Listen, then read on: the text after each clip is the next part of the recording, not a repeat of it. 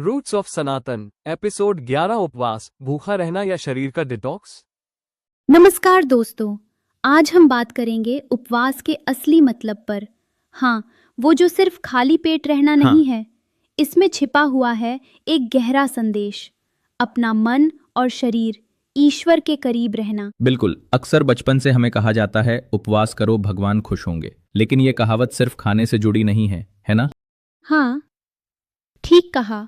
इसमें असल में यह संदेश शामिल है कि उप यानी पास और वास यानी रहना, मतलब कि अपने अंदर की शुद्धि के साथ साथ ईश्वर के और अपने करीब रहना।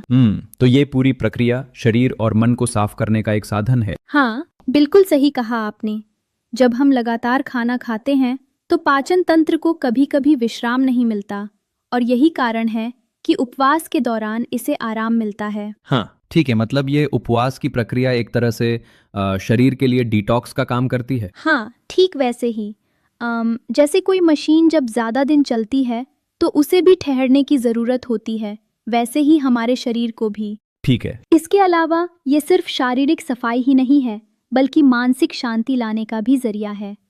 हम जैसे ध्यान और प्रार्थना करते हैं तो मन शांत हो जाता है। लेकिन एक बात यह है कि क्या आप मानते हैं कि ये विज्ञान के अनुसार पूरी तरह से फिट बैठता है? कभी कभी मुझे लगता है कि ये एक पारंपरिक विश्वास से ज्यादा है। देखिए, इसमें केवल आस्था ही नहीं, बल्कि आज की विज्ञान भी इसे डिटॉक्स और हीलिंग प्रोसेस के नाम से मान्यता देती है। शरीर में पुराने और कमजोर कोशिकाएं हटकर नई ऊर्जा का निर्माण होता है। हाँ सही कहा। तो इसका मतलब ये कि उपवास के बाद हमें हल्कापन और तरोताजगी का एहसास होता है, क्योंकि शरीर में सुधार की प्रक्रिया जारी होती रहती है। बिल्कुल, जैसे कि आवर बॉडी रिपेयर मोड में चला जाता है। इस दौरान न केवल शरीर साफ होता है, बल्कि मन भी शांत हो जाता है। बिल्कुल। और यही वजह है कि सनातन परंपरा में उपवास को इतना महत्व दिया गया है। हमारे ऋषियों ने समझा कि शरीर और प्रकृति का संतुलन बनाए रखने के लिए ऐसे चरण बहुत जरूरी हैं। लेकिन कुछ लोग सोचते हैं कि उपवास में खाने पीने से बिल्कुल बचना चाहिए। क्या आपको लगता है कि ये तरीका हर किसी के लिए उपयुक्त है? हाँ, अच्छा सवाल है। दरअसल उपवास का मतलब ये नहीं कि जबरदस्ती भूखे रहना, बल्कि इसे एक नियंत्रित प्रक्रिया के रूप में अपनाना चाहिए, जिससे शरीर और मन दोनों को आराम मिले। हाँ सही। मुझे लगता है कि ये बात हमें सावधानी से समझनी चाहिए कि उपवास हमारे स्वास्थ्य के लिए फायदेमंद हो सकता है, लेकिन एक संतुलित दृष्टिकोण के साथ। सही कहा आपने। ये एक तरह का आत्मनियंत्रण है।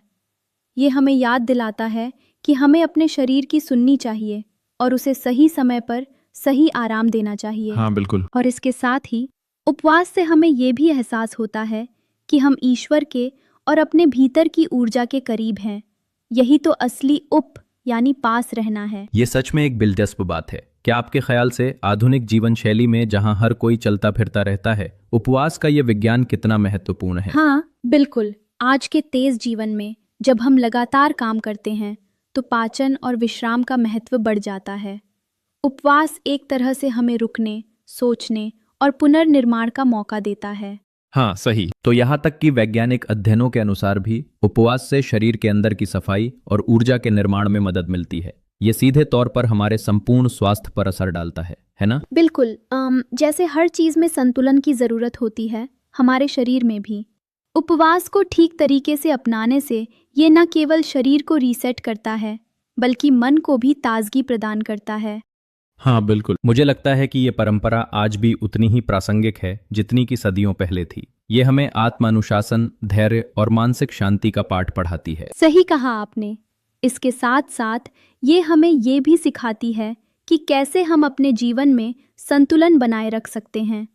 उपवास का यह नियम भले ही परंपरागत लगे, पर इसका वैज्ञानिक आधार भी मजबूती से खड़ा है। तो दोस्तों, उपवास का असली मतलब है सिर्फ भूखे रहना नहीं, बल्कि अपने अंदर की सफाई और नए ऊर्जा के निर्माण का एक मौका।